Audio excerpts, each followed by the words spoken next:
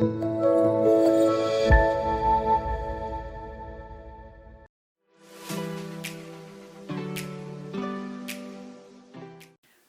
são duas ideias principais, o tema da missão e da cultura urbana, né? A missão enquanto chamado do Senhor, atualização do mandato de anunciar o evangelho, de evangelizar.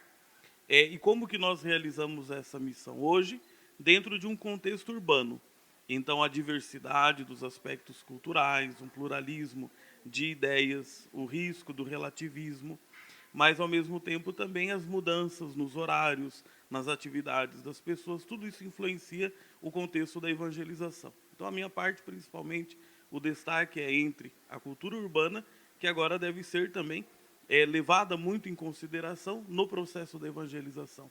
Não dá para organizar as nossas atividades pastorais, evangelizadoras, pensando em modelos culturais fora dessa expressão urbana. Hoje nós vamos estar falando sobre o capítulo 2 do documento das diretrizes, que fala dos discípulos missionários. É um convite que a igreja nos faz para que nós possamos olhar a realidade em que nós vivemos no mundo que se encontra em mudança. Não tempo de mudança, mas um mundo que se encontra em mudança. E dentro desse tempo de mudança existe um novo fator que é a questão das cidades. Hoje a nossa realidade é uma realidade urbana, vivida nas cidades. E a partir dessa realidade nos é apresentada uma série de questões, como a questão da pluralidade, da individualidade, da acentuação da questão do consumo e do consumismo. A pessoa que passa a não ter, ela vale por aquilo que ela tem e não por aquilo que ela é.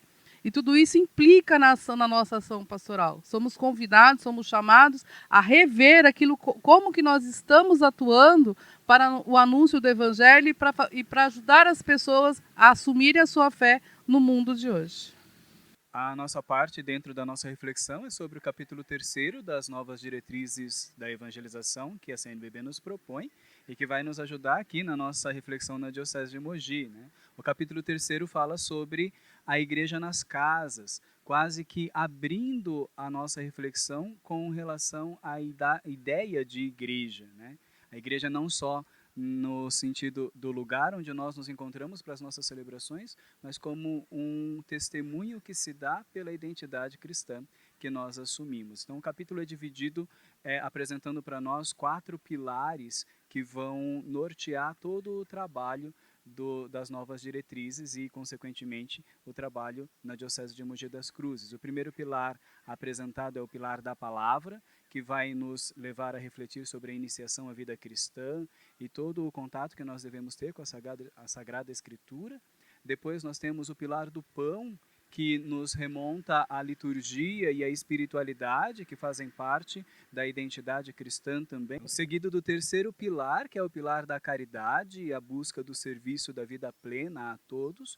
E o quarto pilar desta nossa reflexão, que será o pilar da ação missionária, lembrando que a nossa identidade cristã é a identidade daqueles que levam o Evangelho e por isso toda a nossa atividade deve ter um caráter missionário. Tudo isso culmina na nossa comunhão com a Santíssima Trindade, a comunidade perfeita que nós queremos um dia experimentar quando chegarmos lá no céu. Este é o capítulo 3º do nosso documento, que vai nos ajudando na nossa reflexão ao longo da nossa caminhada de fé.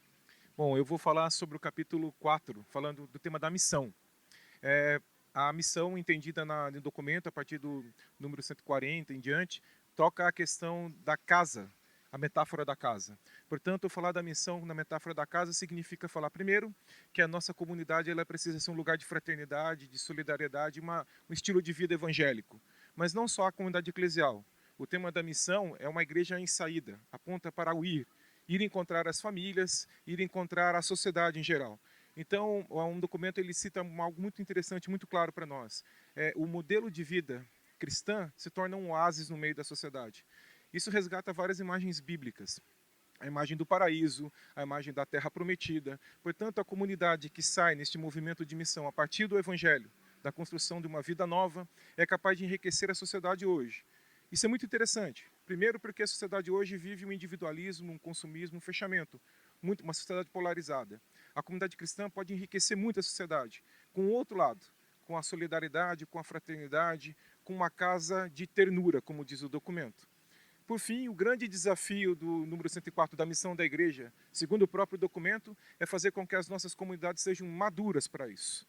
Para isso a gente vai ter que investir numa formação litúrgica, numa formação bíblica, enfim, para que esse crescimento amadurecimento aconteça e que realmente nós possamos contribuir com a sociedade como o documento nos pede.